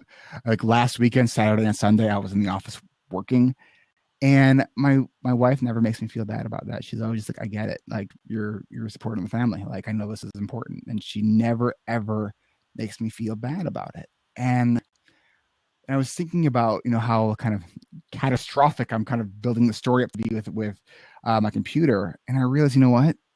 I have what matters most. My wife loves and supports me, and my son loves me. And I mean, just the fact that he's like, was telling me he was like missing me, and like, which is just like, it feels that emotional bucket. I'm like, you know what? Out of all when it comes to work, I was in the bad place, right? And there was all the stuff that I was just in a bad situation, bad timing. But when I thought about, what's really awful, it's like when I was thinking about how grateful I am to have a wife that supports me, is completely doesn't shame me for working too much or any other of my ADHD things that kind of get in the way sometimes. It melted a lot of that frustration away. It's like, what? I'm loved and supported, and it's going to be okay. Like, yeah, it's inconvenient. It's a pain. It's like, I wish more than anything that my computer didn't crash at this time, right? But knowing that I'm climbing this wall, and I have, family that loves me there to catch me if I fall off the wall, like, it kind of makes me feel like it's going to be okay, and that helps. Absolutely. I'm so grateful for my wife, because the last 4 years for me have not been smooth. They haven't been. I lost my career. My mom got sick. My mom died. My car burned down. I forgot about that. Your car burnt down. Yeah, that's where today's awesome comes from, is watching my car burn down on the side of the Mass Pike with a 50-foot pyro flame coming off the hood of the engine. And I was like, what is the takeaway? It feels like the universe hates me, and I'm pretty sure the universe doesn't hate me, but I don't know what to do with this. Like, I have no frame of reference for the year that I just had. There were other awful things that happened that year that are so mundane compared to those 4 events that they're not even worth mentioning. I had poison ivy so bad I could barely walk. It was on my ankle. I could barely walk. And that's like nothing compared to the rest of it. It was unreal. And so that's where the today's awesome stuff comes from. And then from there, it was like, I continued with grad school, and then I finished grad school, and then I didn't get certified in guidance counseling until August. So all the jobs are gone. So I had to wait until now to go back to looking for guidance counseling positions. There's a handful, but I haven't landed them because Most of them are internal candidates. But so that's the road I've been on for the past 4 years. And my wife has been wonderful. I love her so much, and I'm so indebted to her for being supportive. She's the breadwinner right now, and doesn't make me feel like less of a man because I'm not bringing in the bacon. Mm-hmm. She's grateful to me in sort of response for the things that I do that would be harder to do if I were working. Like, I can take advantage of that time to get work around the yard done, work around the house done. I take care of the boys when they come home from school and get that kind of stuff done. And she's supporting this, and she supported this endeavor that at first she was a little wary of, and now she's like, "No, do your thing. That's cool. That's great." I mean, I think to be an entrepreneur, you have to be a little kind of nuts because there's so much uncertainty in it, right? But when I was laid off from my job, I'm like, you know what? Like when I was laid off, I was laid off on a Friday. It was like 6 years ago, I think 6 or 7 years ago, in November. Laid off on a Friday. On the Monday of that week, my wife and I signed our first mortgage. So now I have a mortgage and a job in the same week, right? And so for me, like, my ADHD brain was just like, I didn't have time to freak out. Like, that's not an option right now. What I need to do is build my business. Yep. Because I knew that I wanted to start my own practice. I just wasn't planning on doing it so soon. Mm-hmm. So like for 6 months, I was just hyper focused on build the business, build the practice. And what you're doing now, which I'm so excited for you, Brendan, because I know you're giving all these talks, and I know that you're good at presenting. That's how I built my practice. It's doing that community outreach, helping people, and then people like, oh, he's local. Let's call him, right? And so I had a nearly full practice in my therapy practice in about 6 months, and then it was about 2 years after that where I really started building the ADHD reWired kind of side of my business, doing a lot of the online coaching. And it's just been an extraordinary experience since launching the podcast just over 2 years ago, and first announcing the coaching group on a total like impulsive whim that I just announced. Like, so I'm thinking about doing this coaching group. Like, I had no idea what I was talking about, right? It was like, this sounds like a good idea at the time. I'm going to go with it. Yeah. And I'll have more information next week. And then next week. And it was like, I don't know, 2 or 3 months later, when I actually had information to share. And that group filled up, and every group since then has filled up.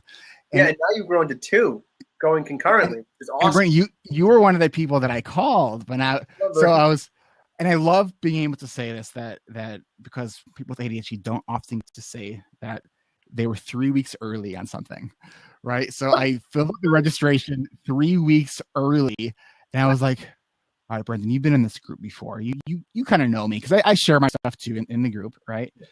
And like, do you think it's crazy to try to like open registration for a second group, like to kind of run at the same time?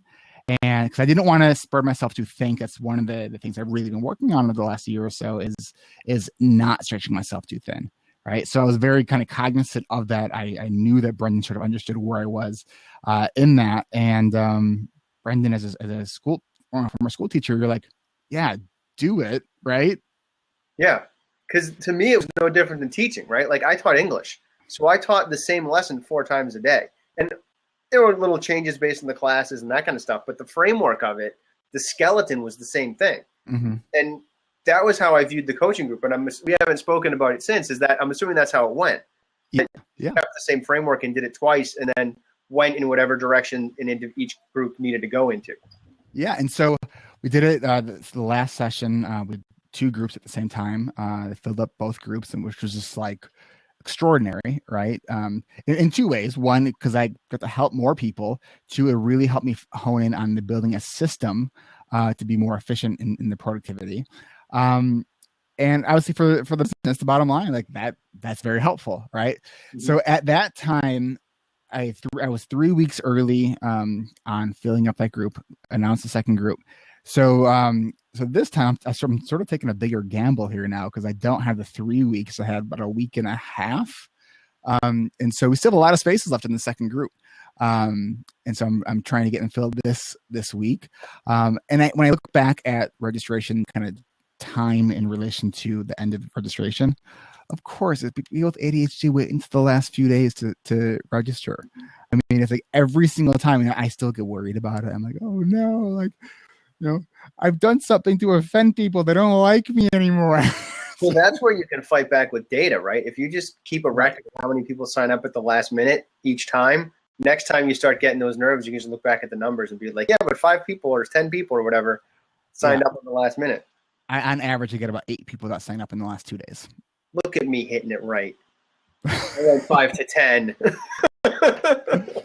But it's so interesting too, because it's like the fears of the what ifs. What if I don't fill it up? Like that imposter syndrome that I think that a lot of us go through. And whether you're just hopping on this blab, you have no idea who I am, or you've been following me for a while. It's like I still struggle with that imposter syndrome. And it's I got to use a lot of that self talk and a lot of the strategies that I share with my clients too. That we all tell ourselves stories, right? But we don't have to listen to all the stories that we tell ourselves. And if they're really impacting us in a negative way, we share it with others, and then we get to change the next chapter of that story. And going with the language, right, that Michelle brought up. I don't even say if it hurts you. My language is if it doesn't serve you. So I don't even want to deal with the ones that are neutral. Like if that story doesn't serve me, if it doesn't help me, it's not a story worth me telling again to myself. It might be worth sharing with someone else so I can talk about something I overcame, but that's me changing that story so it serves me and making it more useful. And that systems thing you mentioned, right, where having 2 groups helped you sort of systematize things a little bit more, that's where I am. That's the direction I'm starting to move in, is like, because up until now I've been working with clients and I'm kind of catch as catch can with it. I'm like, okay, what are your challenges? Well, I know what to do with that. Okay, what are your challenges now? Well, I know what to do with that. And now I'm moving into a stage where I need to start systematizing that and saying, like, these are the things that I now know come up all the time. Mm-hmm. And I need to just have a system for that. So that even if it turns into, if we're working together, what are the main challenges that you're going to want to talk about? All right, great. Have you ever read the book E-Myth? No.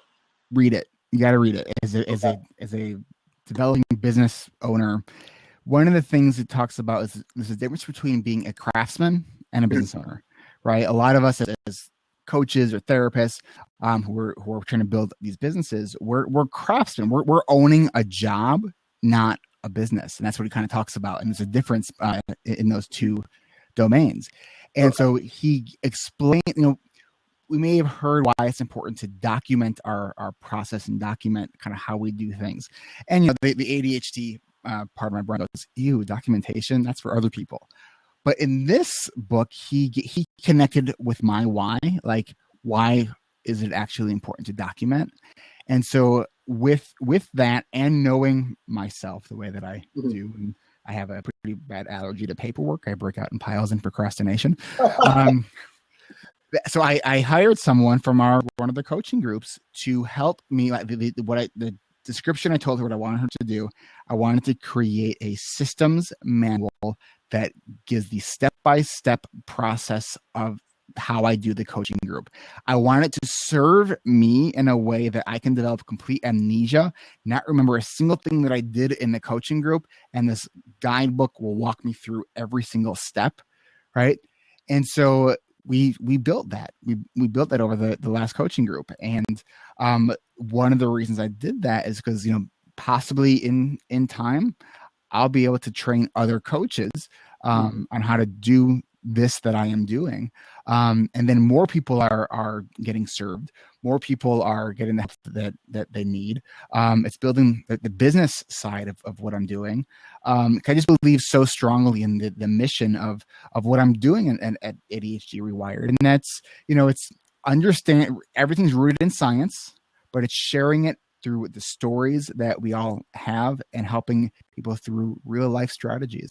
And, looking at the emotional impact of our ADHD, whether it's looking through the work of Brene Brown or using metaphors like Brendan's model of the wall of awful, we have to really come face to face and say, you know what, I'm having this feeling, and it's impacting me, and we got to talk about it. It's because productivity, when you have ADHD, is not just about productivity.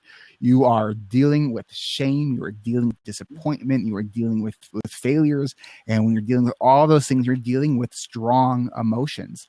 And we got to have strong emotions to move us forward, but they can also prevent us from moving forward. So it's so critical that we have those honest, open, supportive conversations. And that's what we do in the ADHD reWired coaching and accountability group. The group starts May 23rd. It's a 10-week coaching group. So we have the current session. We have the morning session is full. The afternoon session, 12:30 to 1:30 p.m. Central Time. First date, May 23rd. Final date, August 5th. We're taking the week of July 4th off. We meet 3 times a week online using Zoom, which is a video conference platform. It's super easy to use. On Mondays, we're talking about the future. We're talking about goal setting. We're talking about what do we want to get done this week? What are our top 3 items? At the end of the week, we check in and say, hey, you said you wanted to do these 3 things on Monday. How'd you do? And it's not just the accountability, the check-in, but it's also, all right, so what went well from what you learned? And how could you repeat that? So what's the lesson learned? And also what didn't work? So when we look at what didn't work, it's not just, I learned this lesson, now let's repeat in this things we always do. It's how are you going to remember that lesson learned? And in between Mondays and Fridays and Wednesdays, we have an alternating format between the adult study hall that Brendan was talking about earlier and a mastermind session where 2 people will get a chance to sit in the hot seat and bring one specific challenge they have. They have 3 to 5 minutes to set up the nature of the challenge. And then for 20 minutes, everyone in the group gathers around that person and supports that person helping somebody, whether it's climbing their wall of awful or helping them with a specific area that they are struggling with.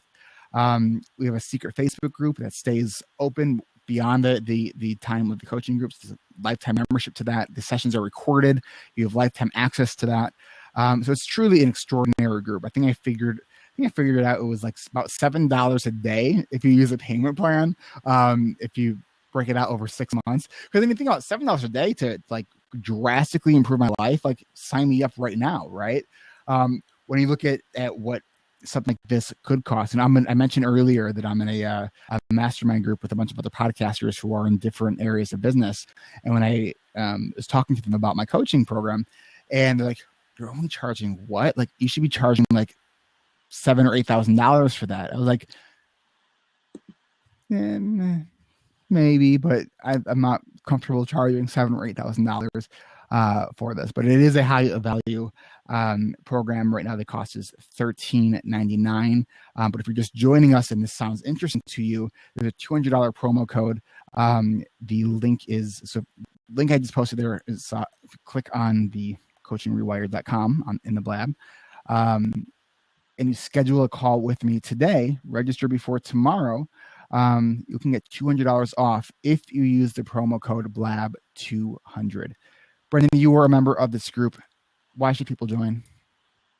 Just to get the structure, right? Like it's a lot like a jump start, right? So if you're floundering and you know what the best practices are, but you're not doing it because that's how people with ADHD roll, right? We often know what we should be doing, we just are not executing it. It'll give you that kickstart to practice those things that you should be practicing. When you've been in the ADHD coaching group and you have to plan your week out because Monday you're going to get asked what the plan is, it's easy to keep that rolling after once you've graduated from the coaching group. And then if it falls apart, come back and join another coaching group and get that kickstart again. But it's a lot like any of those shake diets, right? Like, people go on those shake diets, they're like, I lost 20 pounds. And it's not the shake diet that does it. It's the stuff that the shake diet starts, right? Because they always wind up saying, I started taking this like green smoothie thing every morning, and then I started only eating salads and lean chicken, and then I started exercising, and now I'm ripped and 20 pounds lighter, and it's all because of this shake diet. No, it's not. But the shake diet is what opened up the door to let you access the rest of that stuff, because you were not going to lose those 20 pounds if you hadn't taken the shake diet. but it's not total. Like you did some work in there and give yourself credit. And that's what the coaching group is like. It's like it opens the door so that you can do the work that you need to do. It supports you in doing that work. Jenny Freeman says, "What? It's not in the shake." It's not. So if you guys are looking for a good ADHD podcast, if you're just discovering this blab and you don't know who I am, I'm Eric Tivers. I'm a licensed clinical social worker and coach. I have ADHD, and I am the host of the ADHD reWired podcast. In the chat, there's also another great ADHD podcaster. The podcast is in the group. The podcaster is in the chat. Jenny Freeman has the C in ADHD podcast, which similarly to what I do, she's helping people tell their stories. And Jenny's doing it 5 days a week, which is just mind blowing to me. Yeah, and I was on there maybe a month ago. So if you're looking for more about the Wall of Awful, you can check out Seeing ADHD and get a little more information that way too. Yeah, it's ADHD.com, and I was on there last week, 2 weeks ago, recently, and I share all of my story on there as well. So I am looking at the time. I have a scheduled screening call in 7 minutes. Brendan, man, thank you so much for hopping on this. This is awesome. I mean, I just think your model is awesome. It just makes so much sense. Mentioned Tom Nardone's podcast as well. Oh my God, Tom! I'm so sorry, man. I just admit he's cracking up right now. He's like, "What? Why did he mention my podcast?" So, he's been quiet. If he wants to get attention, he needs to do something. He was being slick about it. He kept giving you really slow high fives. When you have ADHD and you're like doing this blast, and there's so much stuff going on that it's stimulating, and in some ways it's slightly overstimulating. So yes, the Tom Nardone Show, of course. As I like to tell people on the Tom Nardone Show, it's the show of radical acceptance of your ADHD. Because his tagline is "They hit the ground walking" every Monday or Tuesday, which they don't even do that. It's every once in a while now. Because he's producing my show, and I have in our informal but written contract that he will not be allowed to continue being the producer for my show if he stops producing episodes for the Tom Nardone Show. Nice. Because I like the show, and so that's a completely self-serving. My wife's calling me. That's a completely self-serving show. See, I can't maintain it's a self-serving rule. Distracted. Yes.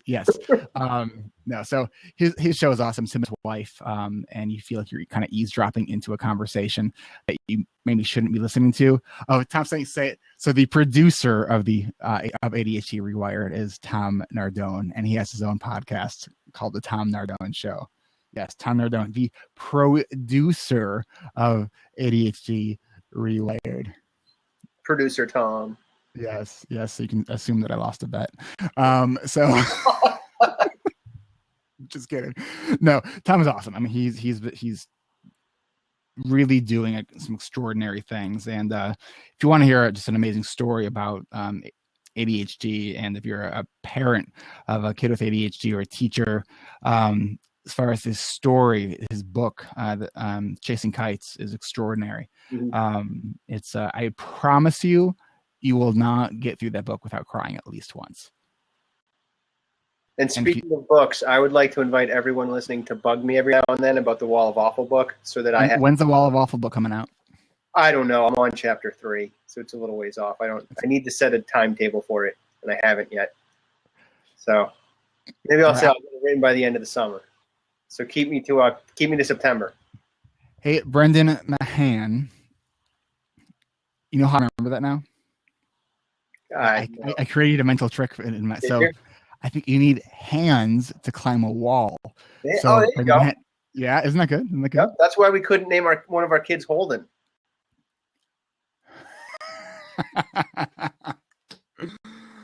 Oh, that's good. Where can people find your where you're at and reach out to you if they want to? I'm on ADHDessentials.com. So that's promotion. Say that again. Look at that self-promotion. I got these just in time for the conference. So ADHDessentials.com. ADHD Essentials is on Facebook. I'm on Facebook if people want to connect with me there.